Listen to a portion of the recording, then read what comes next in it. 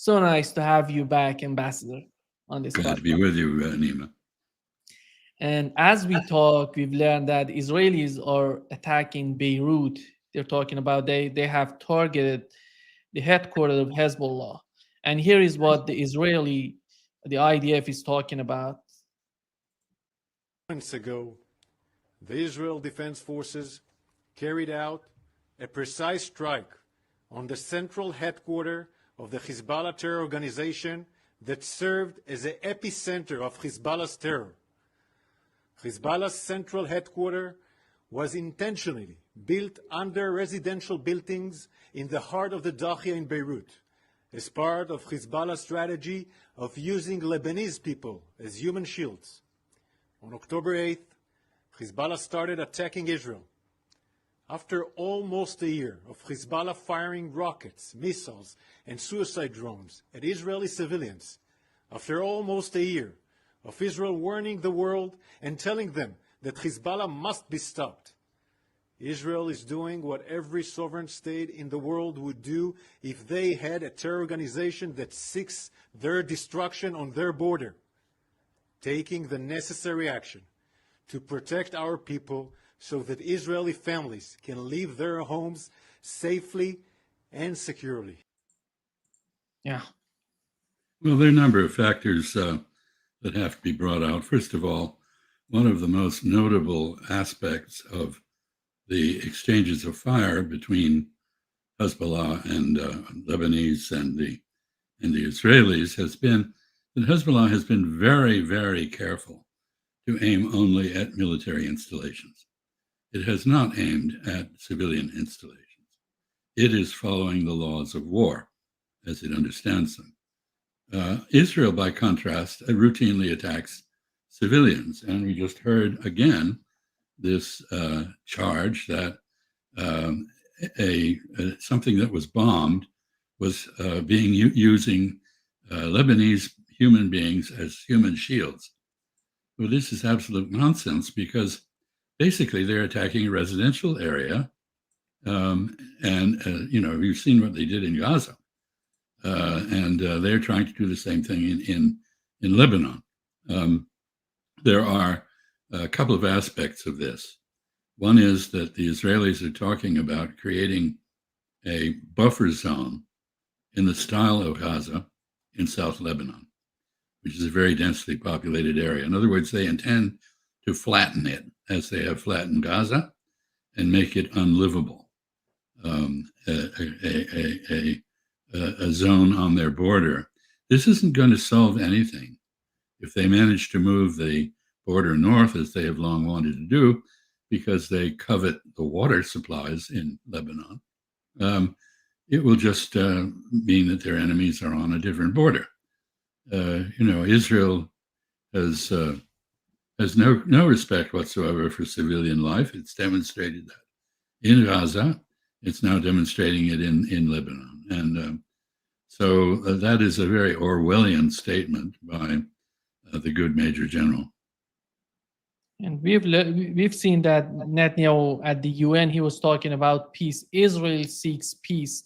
Do we have, because so far any attempt on the part of the United States, other countries to make some sort of negotiations between some sort of political settlement between Gazans, Palestinians, and Israel was failed because of his policy and his administration's policy, and how we can understand this type of argument on his part.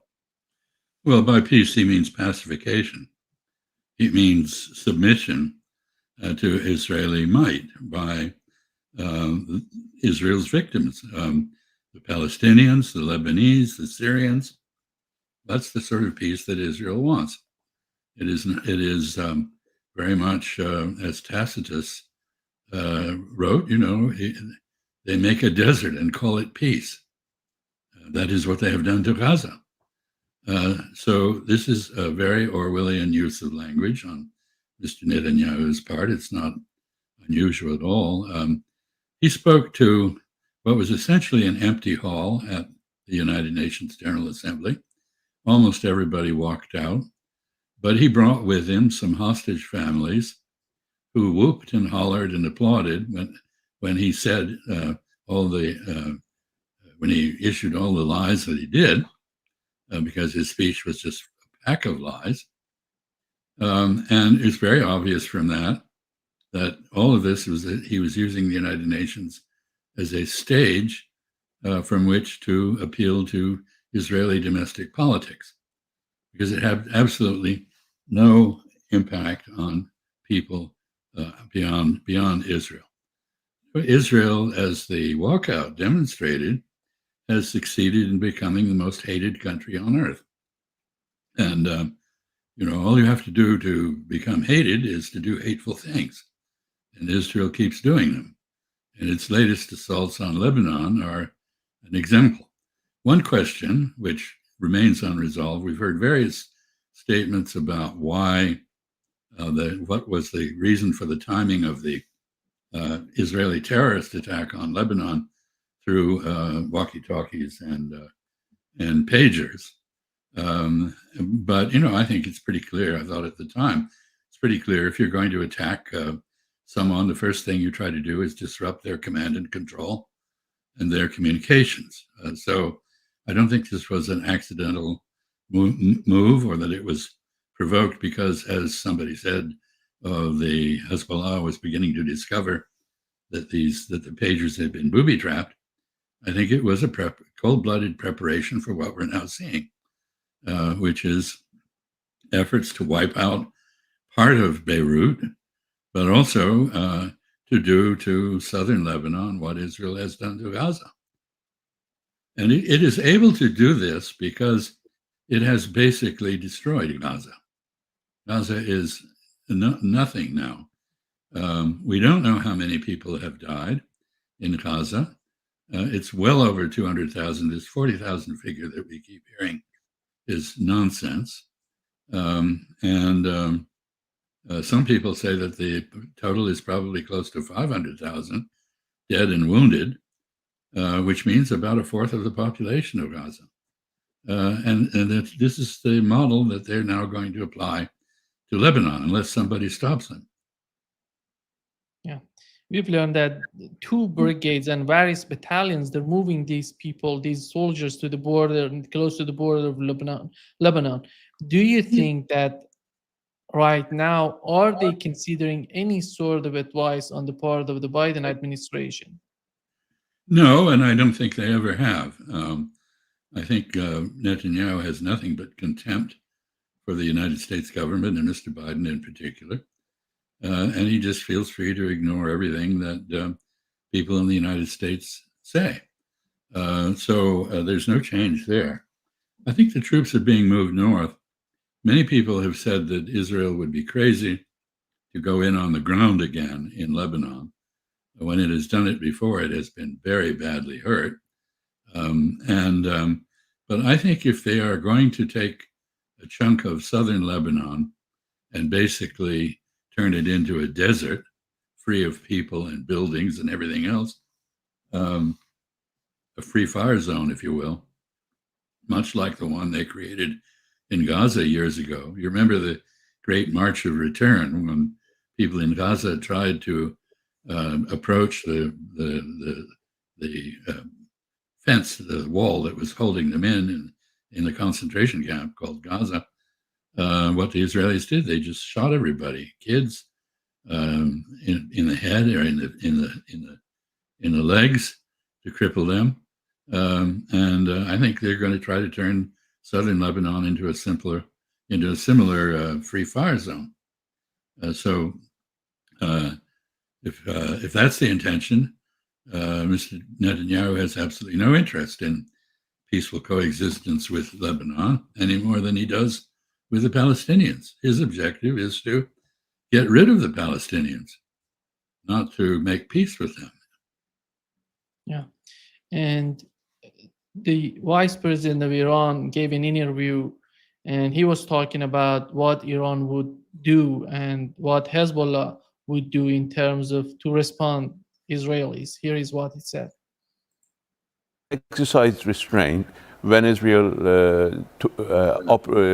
conducted military operations against Iran, conducted terrorist operations, killing the leader of Hamas, who was attending the inauguration of our president, of all things, and we exercised restraint. We believe that Hezbollah is capable of defending itself. It has been exercising restraint in not doing so. It is the responsibility of the international community to come in before Hezbollah has to take its defense into its own hands, and maybe the situation will get out of hand at that time. Yeah. What should we expect from the international community right now? Because he's talking about. I don't think you can expect much. There's no evidence that anybody really is prepared to do anything. The U.S. military apparently have made a point of saying they are not providing intelligence support to the Israeli army in its Lebanon operations, but that isn't stopping them from providing bombs and servicing the aircraft that are dropping them. So in practical terms, okay, the U.S. has pulled back a little bit from all-out support of Israel, but it's continuing to supply the weapons that Israel is using to kill civilians in Lebanon, as it did in Gaza. So there's no real change on the part of the United States so far. This is an issue, a subterranean issue, if you will, in our presidential election. That is, a lot of people have strong feelings about this, and on both sides, those who favor Israel and those who are opposed to genocide and mass murder. But the candidates are not talking about this because they're beholden to money from very wealthy people who support Israel. So they don't want to talk about it. So I don't see any other sign of fortitude, any reversal of the sort of cowardice we've seen from the international community in prospect. The U.S. still exercises a veto on behalf of Israel. I think some Europeans, the British, for example, are wavering a bit. The French joined with the U.S. in a peace proposal, which Netanyahu immediately rejected. But nobody's doing anything effective. Yeah. And in your opinion, right now, Hezbollah, because everybody's asking why Hezbollah is not responding the way that everybody have expected to come from Hezbollah. And can we understand their behavior right now? Well, it's getting a little difficult to understand because of the ferocity of the Israeli attack. I think Hezbollah, I noted that Zarif, the vice president for strategic affairs in Iran, said Hezbollah can take care of itself, and Hezbollah has been very restrained, which is true. Reading between the lines, I think Hezbollah has been told by Iran, look, do everything possible not to widen this war. And in the meantime, as I said, Hezbollah is hitting only military targets. One of the lies that is out there is that Hezbollah attacked and killed a playground with 12 Druze in it in the Golan Heights. This was, I think, those who've investigated this discovered that was a stray Israeli interceptor, not a Hezbollah rocket. Hezbollah has never attacked the Golan Heights, and it certainly wouldn't attack fellow Arabs if it could avoid it. So we're seeing Israel, as usual, creating a very disproportionate situation in terms of the number of people killed and the type of people who are being killed. And we're seeing Hezbollah, true to form, being very restrained still. That's hard to understand. I think we're coming close to some tipping point. Here we are, the world as a whole, the United States in particular, has very poor communications with Hezbollah. We're not in a position to influence it. The only country that has the potential to influence Hezbollah is Iran. And as I said, I listened to Zarif.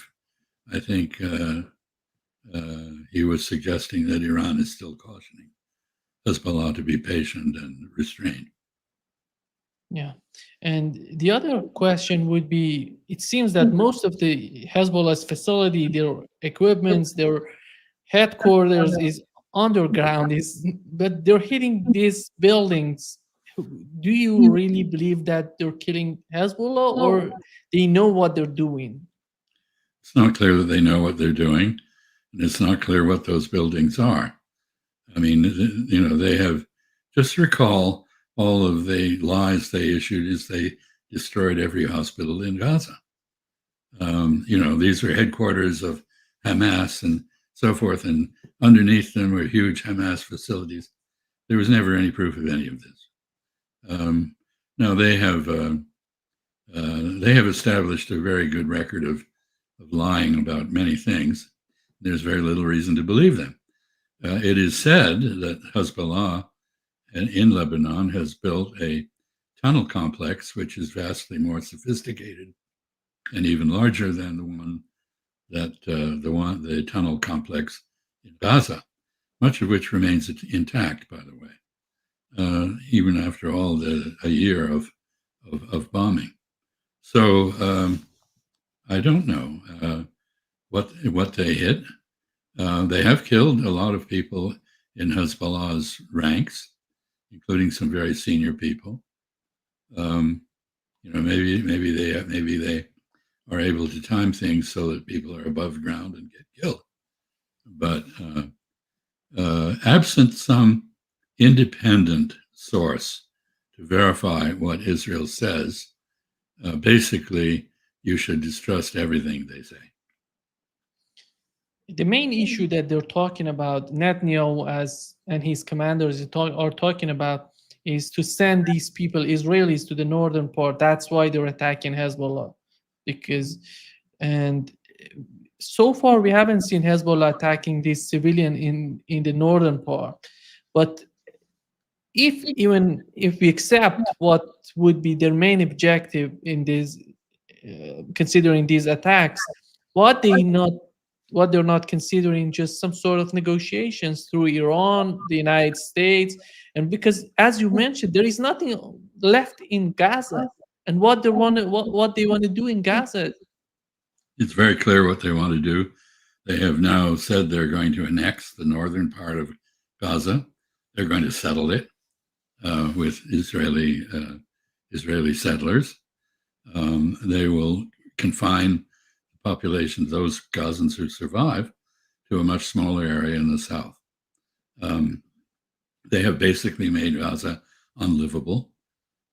They will focus on annexing and developing, if you will, the northern part. So all this business about their aim being to destroy Hamas was, as we all know, a euphemism for destroying the Palestinians who are there. This was a concentration camp in Gaza, a prison, if you will. It has become an extermination camp. It is as much an extermination camp as any of the Nazi camps, Auschwitz and the others, that killed the ancestors of some of the people who are engaged in genocide in Gaza now. It's very hard to believe. But they are extremely self-righteous and convinced of their own rectitude. They have absolutely no empathy. They have declared Palestinians not to be human, but to be animals. And I think they feel the same way about the Lebanese. Yeah. And if Hezbollah decides to respond to Israel the way that Israel was attacking them, how, and without anybody getting involved in the conflict, what would be the reaction on the part of the United States if they feel that Israel is just losing the fight? It's very hard to say. Mr. Biden is still the president. He is, by his own admission, a proud Zionist, a steadfast supporter of Israel. Very hard to say. The Congress is obviously has Pat Buchanan years ago said Israeli occupied territory. Capitol Hill is Israeli occupied territory. So the tendency in American politics would be to come to the aid of Israel.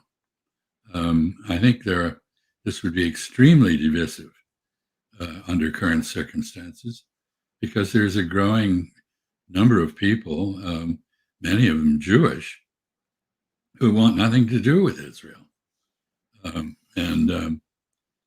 Majority of the American people oppose providing weapons to Israel now. So I don't know what we would do. I can't say. Yeah. And here is Donald Trump talking about Iran being involved in the assassination. There was attempted assassination against him. He said that Iran wanted to assassinate him. Here is what he said.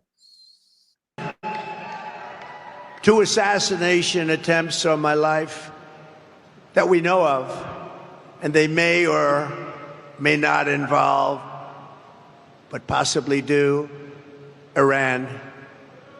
But I don't really know, can't be sure, because in the first case in Butler, Pennsylvania, great place, and we're going back to Butler, by the way. We're going to go back and finish our speech. Yeah. So actually, the first assassination attempt in Butler, Pennsylvania, appears to have no foreign connection at all. The second one, at the golf course in Florida, was by someone associated with the Azov brigades, the extreme right ultranationalist element in Ukraine, not Iran. So this is all baloney, and he's just playing to the crowd because most Americans have a very negative image of Iran. They know nothing about Iran, but they have a negative image of it based on years of hostility. And this is reciprocated, of course, by many Iranians in terms of their vision of the United States. So he's just playing politics with these assassinations, asking for a kind of pity vote, I suppose. Yeah. And here is the reaction that Zarif was talking about this, that if the Iran was involved in that. I want to move more broadly. I want to talk about the U.S. We have elections coming up because there have been allegations that I need you to be able to respond to on the record, which is that former President Trump has said that he has been briefed by U.S. intelligence officials. His campaign announced they were briefed by U.S. intelligence officials on real and specific threats by Iran to assassinate Trump in order to destabilize the United States. I have to give you the opportunity to refute Well, the those Iranian claims. government has refuted that officially, and I once again refute that. We don't send people to assassinate people. I think that's a campaign ploy in order to get former President Trump out of the, not so favorable situation he's in the elections, but it's not for me to decide who is going to win in the American elections. That's for the American people to decide. And Iran doesn't have a preference in this election. We don't exercise intervention in the internal affairs of other countries, unlike the United States, which does that every so often. But we don't do that. We don't interfere in the U.S. elections. It's up to the American people to decide who will run their country. Yeah. You know, Zarif has always been very articulate. He's a good spokesman for Iran. He was a good foreign minister. You just saw him very gently deflect these absurd charges. Yeah, because we know these people, the Zarif team, and these people who came to power in Iran are so willing to talk with Americans. They want a better relationship with Americans. Right now, it seems if Donald Trump wins, that just sabotage all the attempts on their part. I'm not sure that that's the case. You know, the irony here is that there are a great many people abroad who hope that Trump will win because they think he will be enormously damaging to the United States and our position in the world. And I know I would remind you that Mr. Trump, actually went to Korea, stepped over the line at the demilitarized zone to meet with Kim Jong-un. He's pretty unpredictable. He's quite capable of making peace with Iran if he decides there's something in it for him. Maybe a Skype scraper of some kind in Tehran with Trump on it. But I mean, seriously, this is not worth spending any time on. I think Zarif is entirely correct. It has to do with our election and nothing else. The same thing, Ambassador, the same thing coming from Russians, from Iranians, from Chinese, because it doesn't seem that would much influence, that wouldn't much influence the relationship, the policy of the United States toward these countries. That's why they don't have any sort of preferences in the US presidential election. Well, from their point of view, for the most part, there's not much difference between the candidates. Trump, obviously, I think probably the Russians would be very happy if Trump was elected and in the first 24 hours capitulated to Russia in Ukraine, sacrificed the Ukrainians on the spot, which he's pretty much said he would do. That they'd be happy about that. But they'd be very unhappy about Kamala Harris's hardline policies. She has just joined the crowd arguing for a tougher policy toward Russia. And she clearly, in all of the meetings internally in the White House as vice president, was on the side of the hardliners. So China, there's no difference at all between they both very anti-Chinese. Iran, no. Trump, tore up the JCPOA, the nuclear deal, put on a lot of sanctions on Iran. He's obviously using Iran as a prop in the election. As I say, he's unpredictable. So maybe he might do something that was welcome to Iran, other than continuing to mess up U.S. Reputation internationally. That's what the four countries the United States has pushed in together, Russia, China, Iran, and North Korea, all welcome Mr. Trump's clumsy efforts at international policies, which alienate allies and make adversaries even more hostile than they were. So I don't see any basis for this at all, and I don't see why they would gain anything by getting rid of Mr. Trump or Ms. Harris, for that matter. There's a lot of sensitivity, obviously, to, as in Zarif in his answer reflected this, the United States routinely engages in regime change operations, and we charge others with trying to influence our politics in improper ways, doing what we do abroad, in other words. This is called mirror imaging. We look in a mirror and we look at the foreigner and we see ourselves. Well, I just don't believe it. And I know that with all of the efforts that the Russians allegedly made in 2020 and 2016, there's no evidence at all that it had any effect whatsoever on the vote. So I think this is, again, an aspect of American domestic politics that is pretty unattractive. Yeah. And in Russia, they're talking about new strategy in terms of the use of nuclear weapons. And how influential would that be in terms of the US foreign policy, in terms of sending long-range missiles to Ukraine? There was widespread expectation that when Keir Starmer went to Washington, there would be an announcement of giving Ukraine permission and authorizing the use of at least Storm Shadow, possibly other weapons, to fire deep into Russia. That didn't happen. And if you look at the film of the meeting where Mr. Biden was meeting with Starmer in the White House, you will see Mr. Biden very out of sorts, ill-tempered, obviously very unhappy.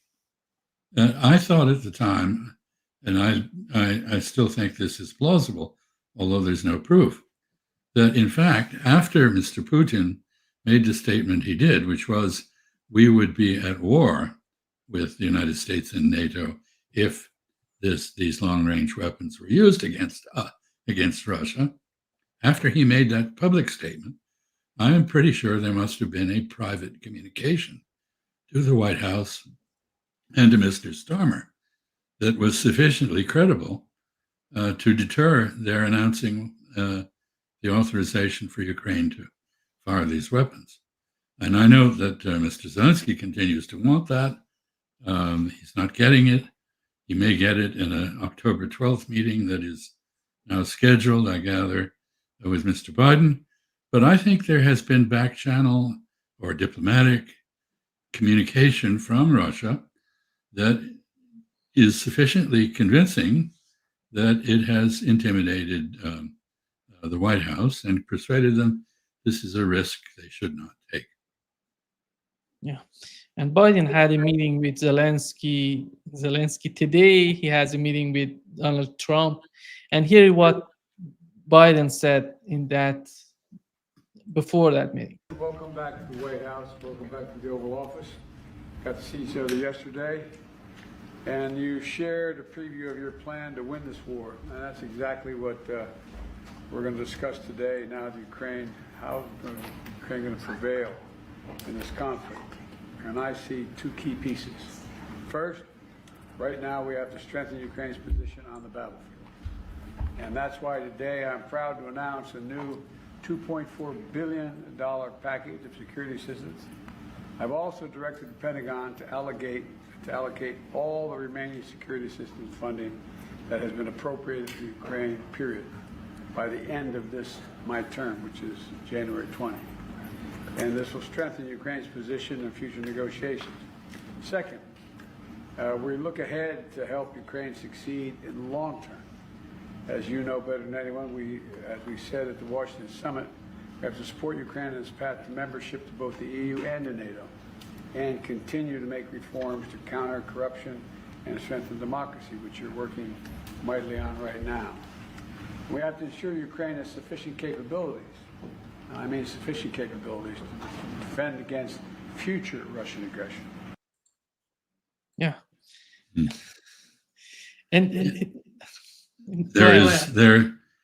Well, it's encouraging that there's discussion of preparing for negotiations, because that is obviously what Ukraine has to do.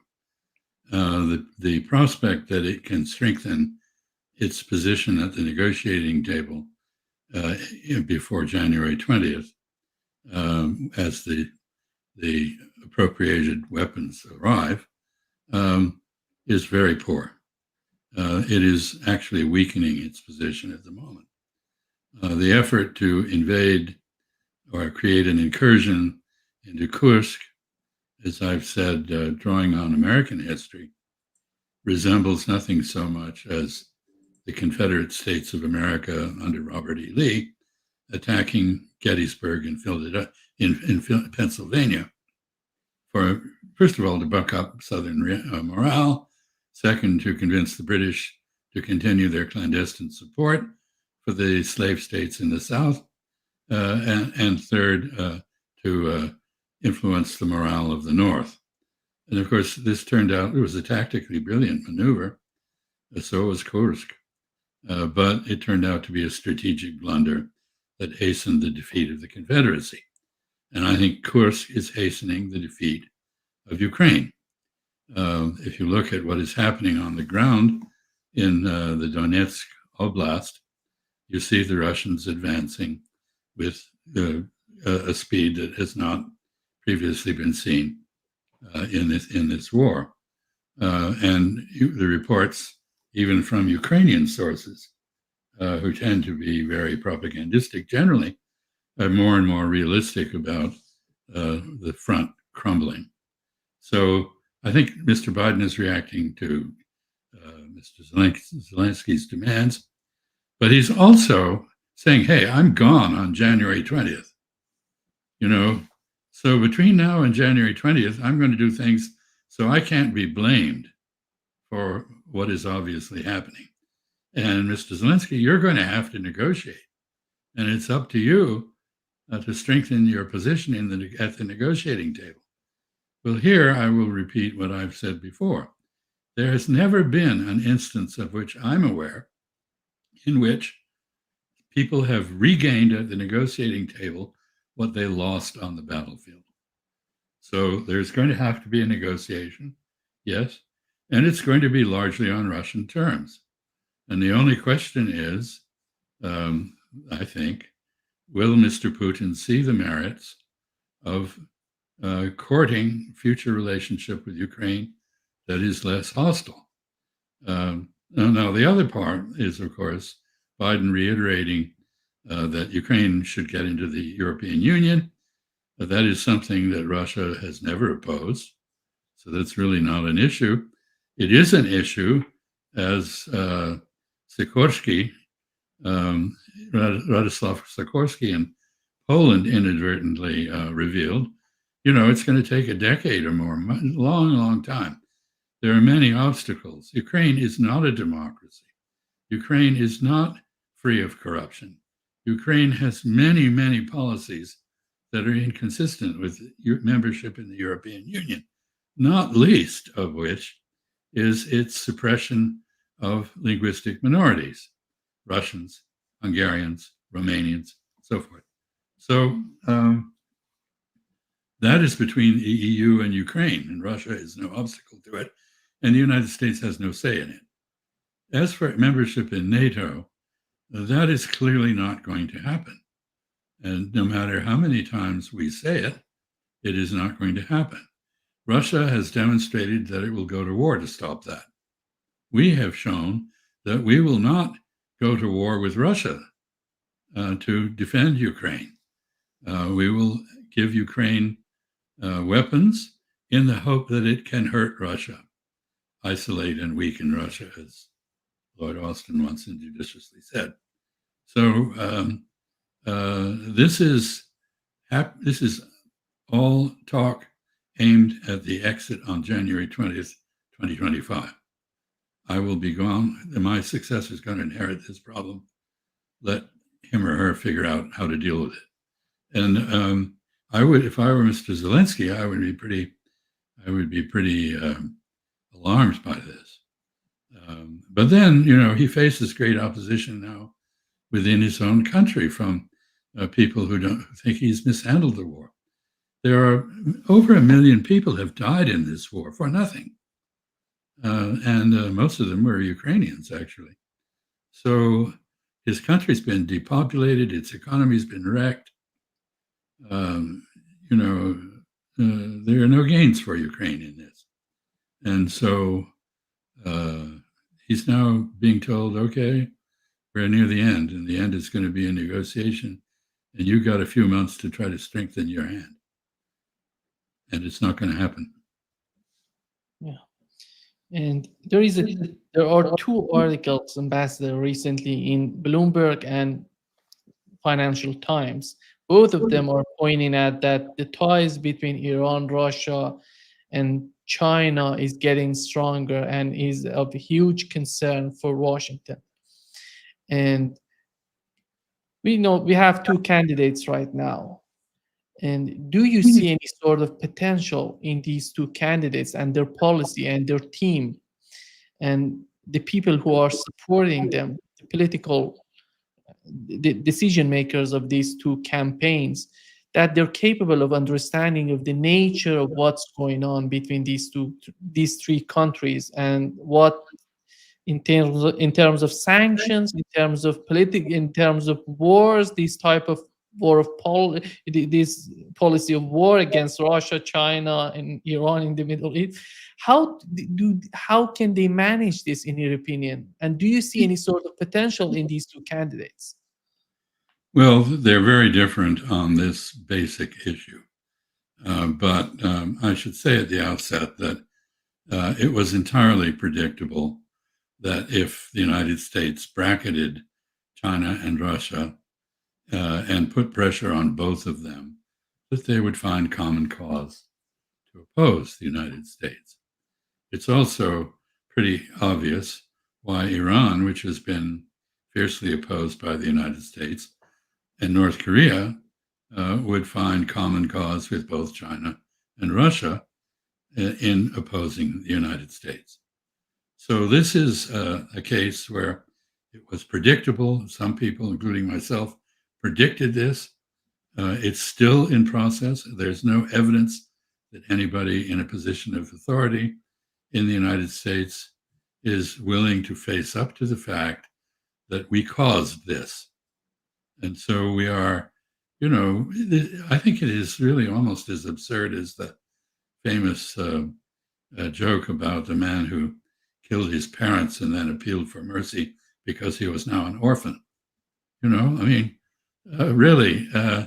this is not very credible. Now, to the two candidates. Donald Trump is very transactional and very unhappy with NATO, doesn't seem to think NATO should exist, believes the United States should withdraw from Europe. I think if we did that in the right way, it could benefit us. But I don't see any evidence that he knows how to do that without destabilizing things very badly. It's clear that he has an entourage, people with him, who are fiercely anti-China. His proposal for trade policy includes a proposal for China of 60% or 100% tariffs, which he somehow manages to believe, or at least claim, are being paid by the Chinese. Of course not, they are being paid by the importers, the American consumer. So quite aside from the damage this would do to the US economy if he actually could get that through the Congress, I think this is a retreat from involvement in foreign affairs, not an advance. And it basically, just like the Trans-Pacific Partnership, which both Hillary Clinton and Donald Trump opposed, and from which Donald Trump withdrew us after he was elected president. That was a default. Since then, the countries of Asia, the Pacific Asia, have gone ahead with other schemes, worked out new rules for investment and trade, and the United States is not seated at the table. We are not part of the process. We have made ourselves irrelevant. A good deal of what Mr. Trump seems to want to do internationally would make us even less relevant than we are now. And we are far less relevant now than we were a decade ago. Kamala Harris, on the other hand, seems to be stuck in the Biden track. Biden is a Cold Warrior who hasn't really adapted to the post-Cold War era. He exaggerates American influence and capacity. He underestimates the capacity and influence of others. His legacy is, contrary to what he said at the United Nations, is a brutal, destructive, unnecessary war and the destabilization of Europe in Ukraine because of a refusal to negotiate or to talk with an aggrieved party, the Russians. You don't have to agree with the Russians to understand that it would have been far better to accept talks than to provoke them into a military operation, where they too have suffered, of course. In China, he has has consolidated the bad relationship that occurred under Mr. Trump. There is an obsession in the United States with credibility abroad. So the credibility that we're talking about is the credibility we have in Japan, South Korea, the Philippines, so forth.